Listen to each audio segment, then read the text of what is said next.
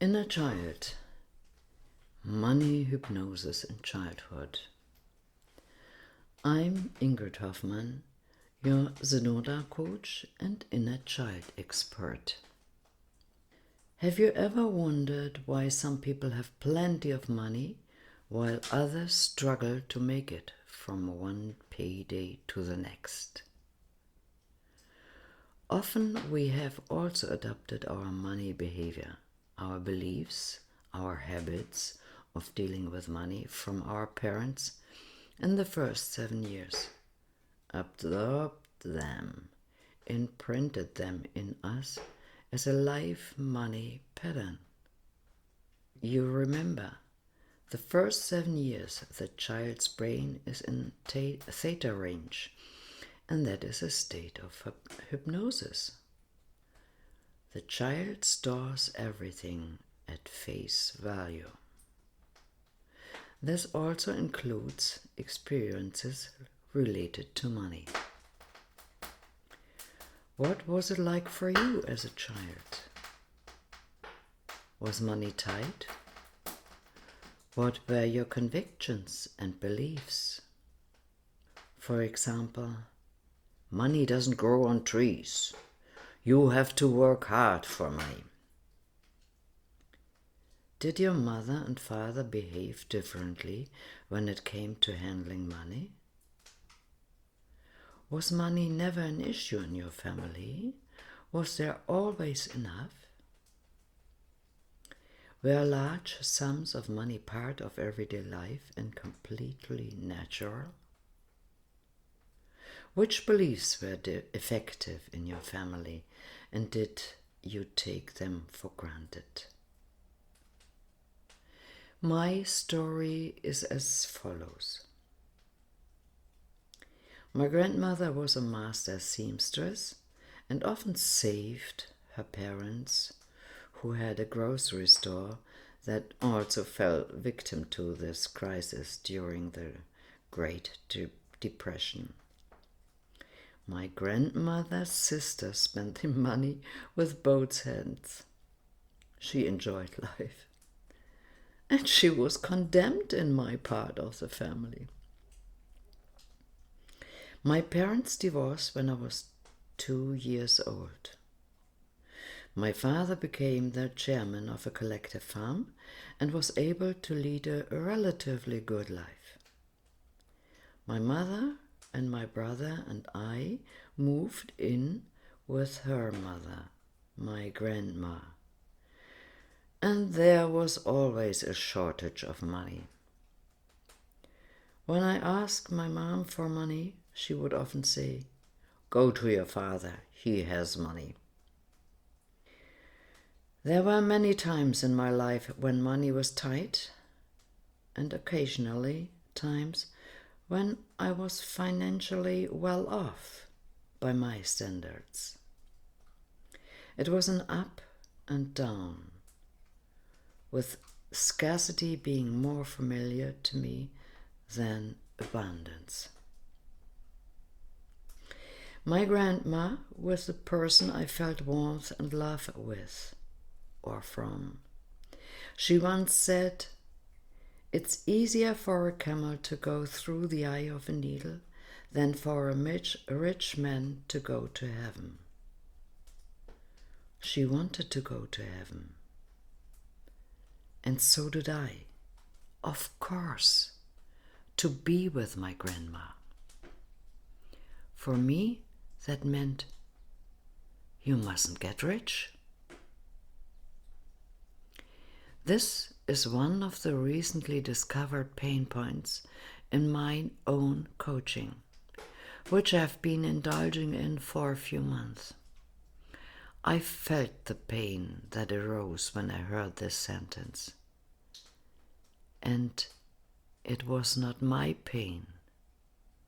It was my grandma's pain.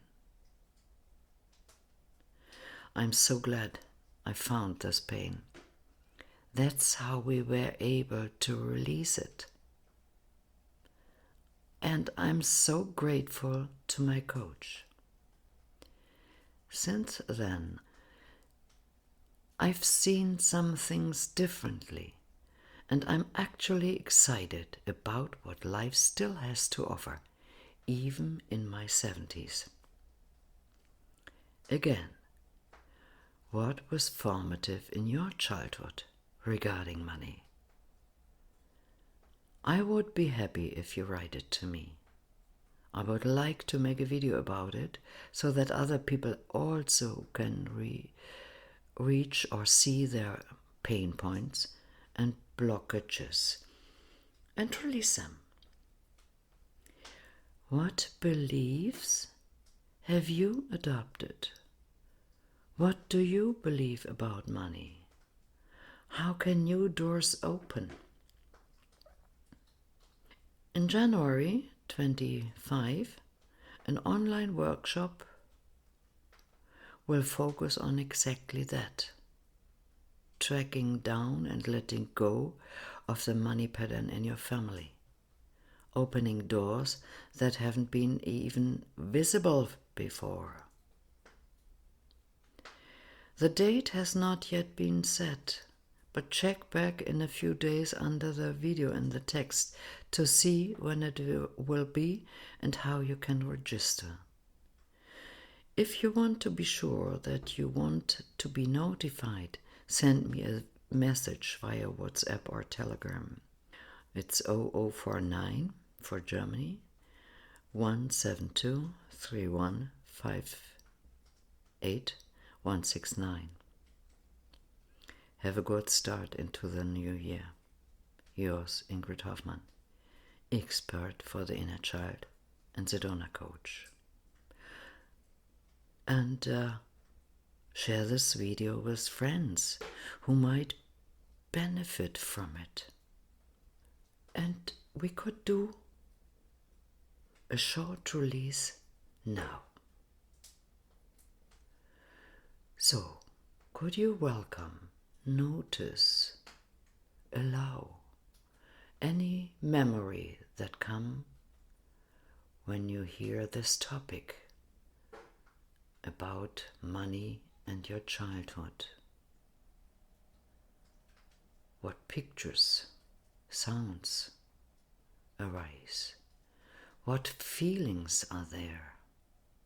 Can you just notice it? Just allow it to be here. Noticing, feeling. And can you notice whether there is a wanting it to be different? Can you allow this wanting to be here as well?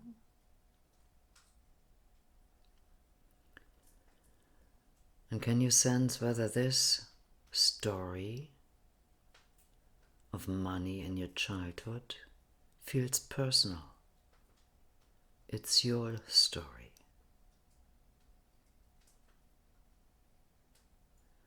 And just for this tiny second, could you let go of the identification with that story? Would you? When? So what is left? Can you allow that to be here? Notice it, feel it, allow it. And could you let it go? Would you? When? I'm happy to see you in my workshop and to read from you about your childhood pattern and beliefs. Yours, Ingrid.